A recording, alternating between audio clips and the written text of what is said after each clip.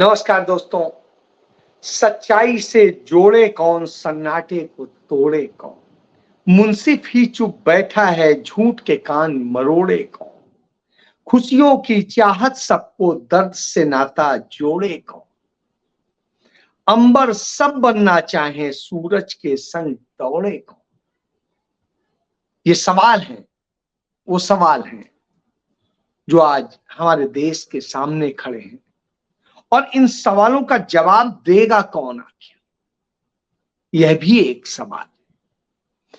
क्योंकि जो मुंसिफ है, जो हमारा कस्टोडियन है, जो हमारा संरक्षक है, वो प्रधानमंत्री नरेंद्र मोदी किस तरीके से कायरतापूर्ण, नफरत से भरा झूठ की दुकान बनकर बैठा है, जो सिर्फ झूठ बोलता है और अपनी राजनीति झूठ के बूते पनपाता है, करता है। मैं ये क्यों कहता हूं? मेरी कोई दुश्मनी नहीं है, मैंने कभी उनसे कुछ मांगा नहीं,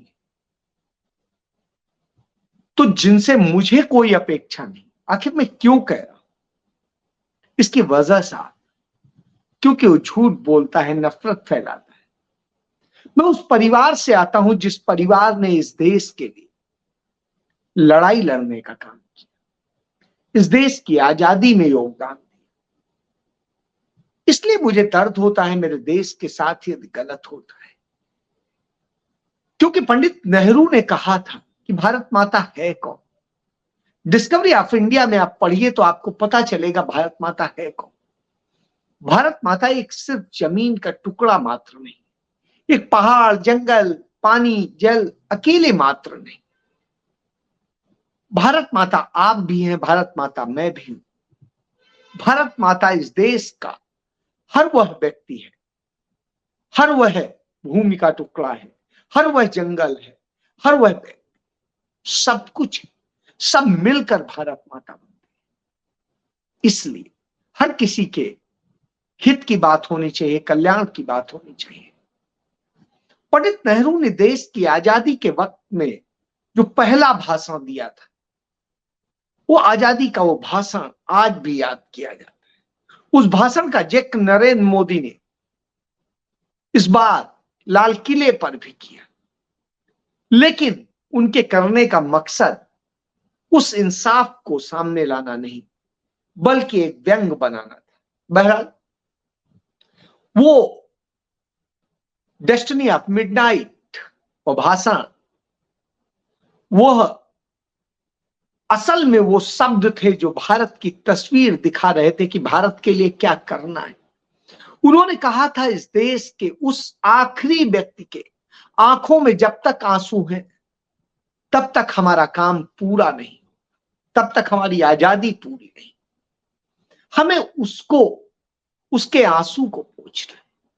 आज कोई यह सोचे न सोचे, लेकिन उसी गांधी नेहरू परिवार के उत्तराधिकारी और देश के जन नेता राहुल गांधी उस पर सोच रहे हैं, उस पर करना चाहते हैं, उसके लिए लड़ रहे हैं और करने जा रहे हैं। आज राहुल गांधी ने CWC की मीटिंग के बाद में, यानी कांग्रेस वर्किंग कमेटी की मीटिंग के बाद में, जो कांग्रेस पार्टी की सर्वोच्च कमेटी है, उसके फैसले को लेकर अपने चारों मुख्यमंत्रियों के साथ यह बैठक की और उसमें उन्होंने प्रेस कॉन्फ्रेंस करते हुए बताया कि कैसे हम इसको करना चाहते हैं, और हमारी कथनी करनी में अंतर नहीं है, यह भी उन्होंने बताया। उन्होंने गिनाया, भारतीय जनता पार्टी की सरकार के, नरेंद्र मोदी सरकार के 10 मुख्यमंत्री हैं और 10 मुख्यमंत्रियों में से सिर्फ एक पिछड़ी जाति का है, जबकि कांग्रेस पार्टी के 4 मुख्यमंत्री और 4 में से 3 पिछड़ी जाति।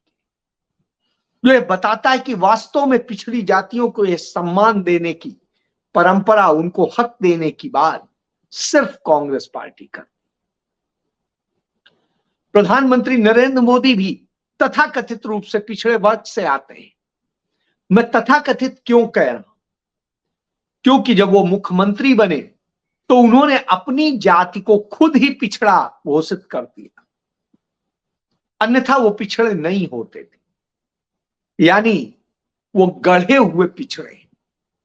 नरेंद्र मोदी बात बात में कहते हैं वो नीच हैं, इसलिए उनके लिए कोई इस तरह के अपशब्द बोलता है, कुछ बोलता है।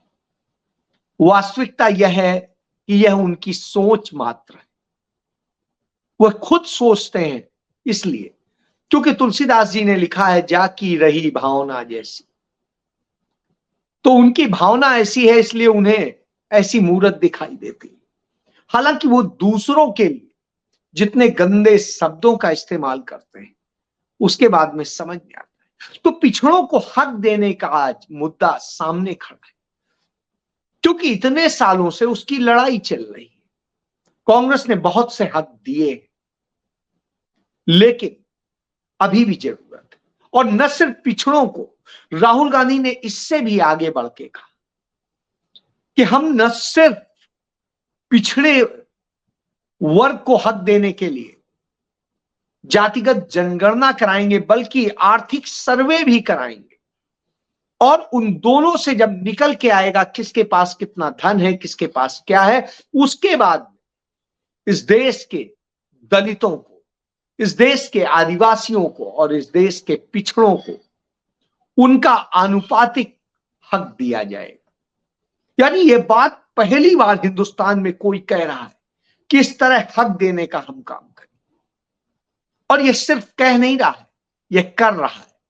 यह साबित होता है इन 3 राज्यों के मुख्यमंत्रियों के जरिए, यानी 4 में से 3, यानी 75% हक दिया है कांग्रेस पार्टी ने।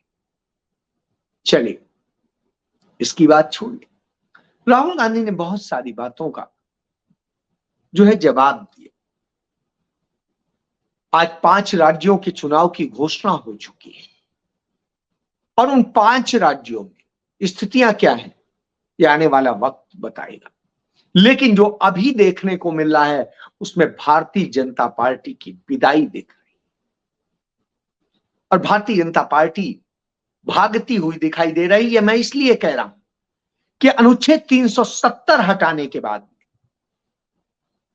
लद्दाख की काउंसिल का चुनाव हुआ और उस चुनाव में 24 सीटों में से भारतीय जनता पार्टी को सिर्फ 2 सीटें मिली।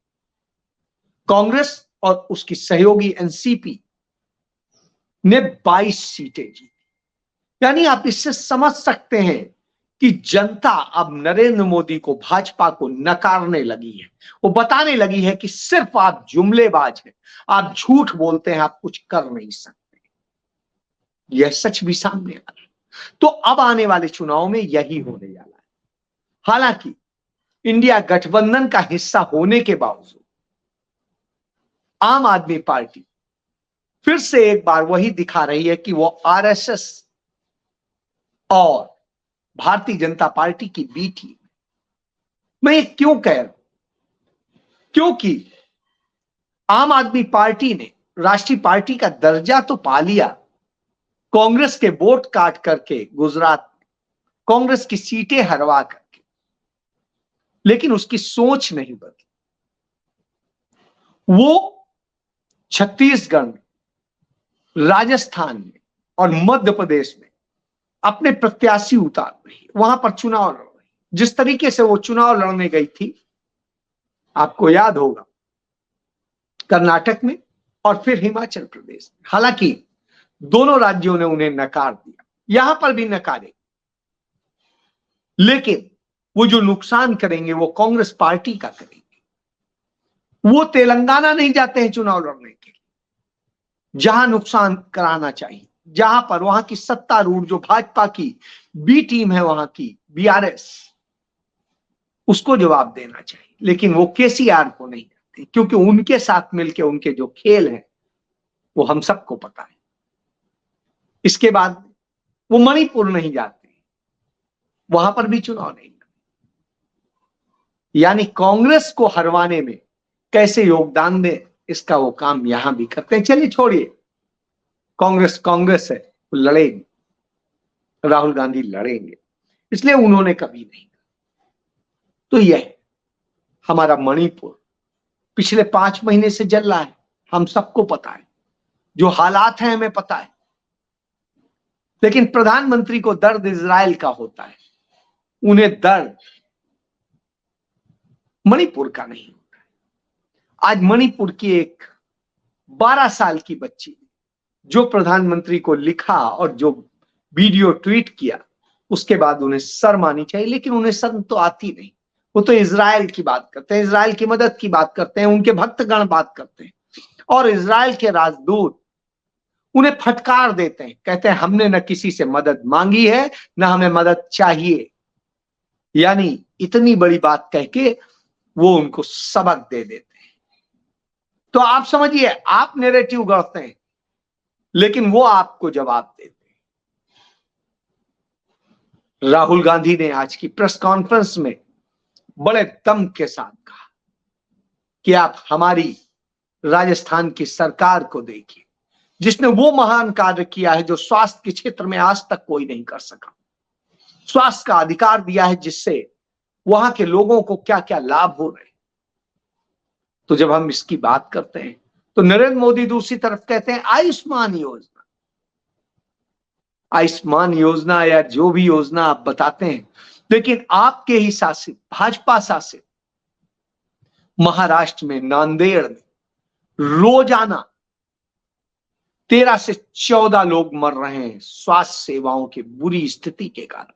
वहां के अस्पताल में मर रहे हैं और मरने वालों की संख्या रोज ब रोज बढ़ रही है। स्वास्थ्य सेवाएं आप दे नहीं सकते, झूठी बातें आप कर सकते हैं, लोगों को खाने के लिए आप दे नहीं सकते, 5 किलो अनाज के लिए भिखारी बनाएंगे, मनरेगा का रोजगार भी नहीं दे सकते। उसके अलावा रोजगार आप दूसरों के छीन लेंगे। तो साहब, रोजगार आप दे नहीं सकते, भोजन दे नहीं सकते, लोगों को सामाजिक सुरक्षा दे नहीं सकते, स्वास्थ्य दे नहीं सकते, अधिकार दे नहीं सकते, हक छीनना आपकी आदत बन चुका है। तो फिर आप कर क्या सकते हैं?